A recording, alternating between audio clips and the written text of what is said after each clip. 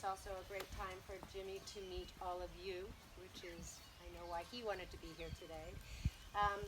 I'm just going to say really quickly that I think we all know now how important it is to vote in every election, not just for the presidential elections and not just for Congress.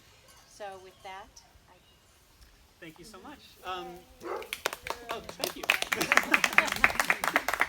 So I just want to start by thanking Melanie and Robert so much for being such gracious hosts and having this event. It means a lot. I think it's very humbling to see people willing to open up their homes because they believe in what you're doing and what we're trying to achieve. So thank you so much. And also to Debbie and the other members of the committee for helping organize, sending out invites and all that.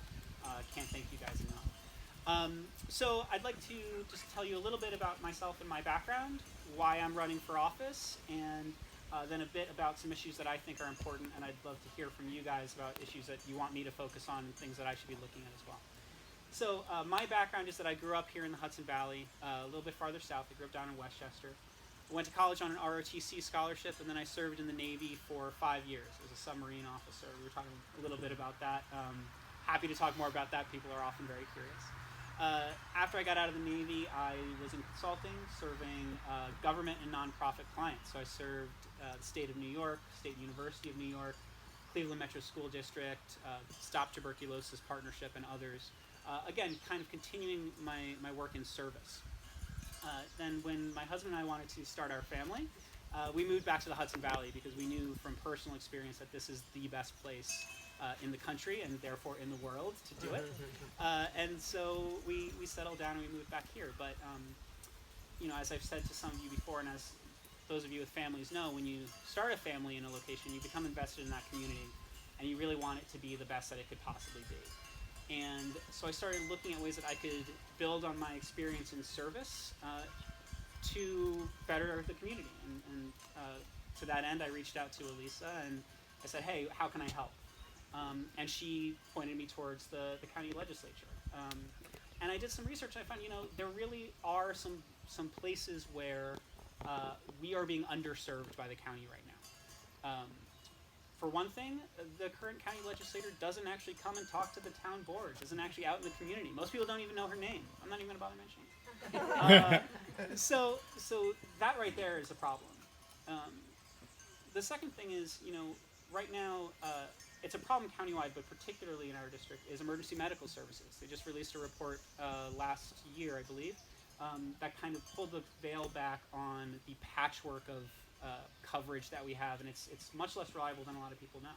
And it's going to take some leadership from the county to fix that, to coordinate services, to raise funds for that. And I want to be a part of that discussion because it's very important to me and to my family that when I call 911, I know somebody's going to be on their way. And the last issue I'll mention is public transportation. They cut $3 million worth of public transportation fixed bus routes to our district in 2008, based on a study that they did back then. You guys know as well as I do, a lot has changed since 2008. And anecdotally, I've heard all over the district that we're underserved, that fixed route bus service is not serving us right now, and it's not meeting our needs. So there's a lot of discussion about county buses right now. I want Eastern Dutchess and the 25th District to be part of that discussion. How can we make sure that we're meeting the needs of constituents in the city, but also out in the country where we are right now? So those are just a couple of examples. I've heard about a lot more from all of you guys, and I look forward to hearing more about other things we can look at. I want to take my experience in service and put it to work on all these issues and really get to work and be an active, forceful legislator for all of you guys. And thank you again for coming. It really means a lot. Any questions? Yeah, and please, questions. Anyone have any questions? I was that good. Yeah. Elisa, please. Have you started attending any legislative meetings or anything so that you are becoming involved in county government so when you win you can hit the ground running? Yes, I absolutely have. So I've been attending both the full legislature meetings, the committee meetings, and also the Democratic caucus meetings. I think, what's the best way of putting this? The county legislature is a body that could benefit from more people who are interested in actually achieving some things and working together to do that. it's an impulse I feel very, very strongly, and I look forward to getting my hands dirty there to actually make some stuff happen. Because right now it's a body that's quite content to be complacent and quiet, and it won't be if I'm there. Thank you for the question. I should also say, town board meetings. I think that as a county legislator, that's Rose in the background.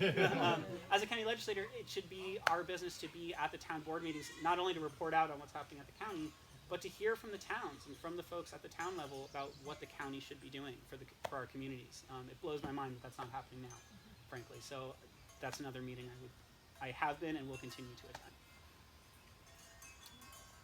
All right. Well, while I have everybody's attention, I have Mary Beth, so I'm gonna zoom out here.